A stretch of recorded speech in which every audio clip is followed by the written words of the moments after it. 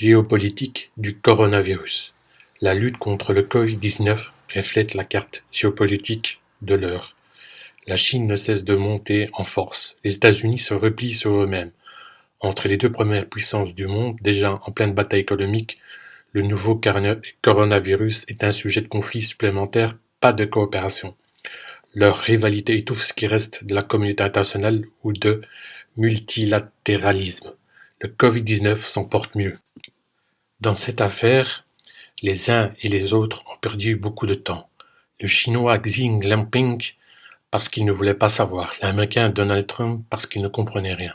La Chine, d'abord victime d'un système politique qui élimine les porteurs de mauvaises nouvelles, s'est reprise. Elle s'attache à faire oublier la responsabilité première dans la tragédie en cours.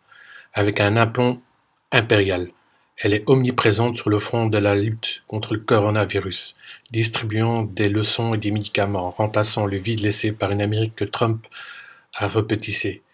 Pour la première fois dans une crise d'ampleur mondiale, les États-Unis semblent n'exercer aucun leadership.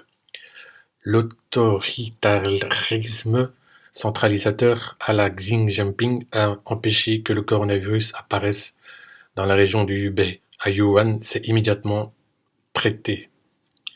De peur de déplaire au centre, les autorités locales ont fait taire les lanceurs d'avertissement. Pendant des semaines, précieuses semaines, on a circulé librement dedans et hors Hubei.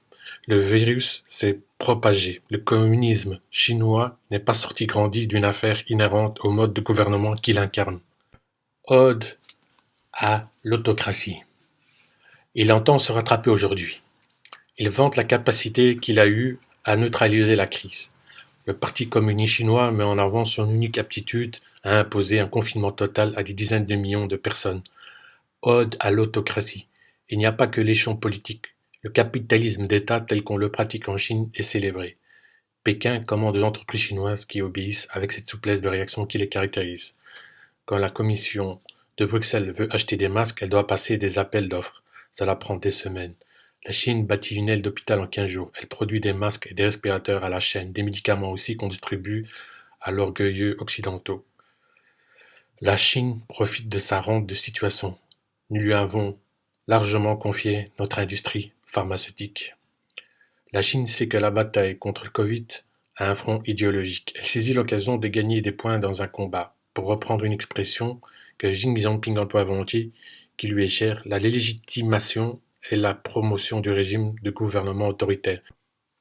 Le quotidien du peuple assène les performances du pays et pointe le déclin de l'Amérique. La Chine a su mobiliser le courage et l'imagination nécessaires pour maîtriser le virus, tandis que les États-Unis sont encore à la peine.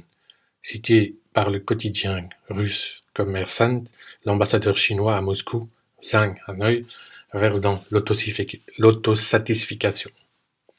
Avec la lutte contre le coronavirus, dit-il, la Chine a relevé avec succès le défi le plus difficile depuis longtemps. Une fois de plus, elle a montré les avantages incomparables du socialisme à la chinoise. Au fil des atterrissages des avions cargo chinois bourrés de matériel médical qui manquent en Europe et aux États-Unis, Pékin marque des points dans son offensive diplomatique. Au point dans le domaine de la campagne contre le Covid-19, la Chine, qui investit toutes les organisations spécialisées de l'ONU, apparaît comme la nation indispensable, comme disait l'ex-secrétaire d'État Madeleine Albright pour parler des États-Unis. Paradoxe d'un tram où sa part de responsabilité n'est pas petite, la Chine rebondit en affichant son rôle de grande puissance mondiale. Sa visibilité reflète l'absence de leadership américain dans cette affaire. Il faut se souvenir de l'engagement de Barack Obama contre l'Ebola. Le science politique en temps réel. Pour la première fois, un populiste est aux commandes à Washington dans un moment de crise mondiale. Les résultats sont sans surprise. Donald Trump, héros des politiques européens, cafouille depuis le début. Il ne veut pas y croire, à ce virus. Sûrement commenté des démocrates dit Fox News, sa chaîne porte-parole.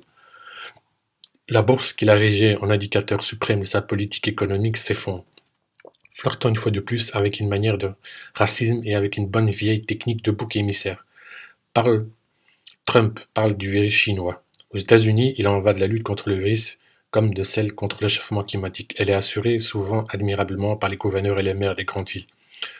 Versatile changement du discours au fil des semaines, Trump a donné de fausses informations et moqué les experts, annoncé un miracle fin février.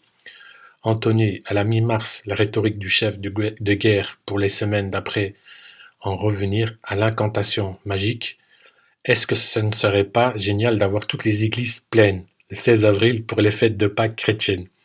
Si, Mister Président, ce serait génial.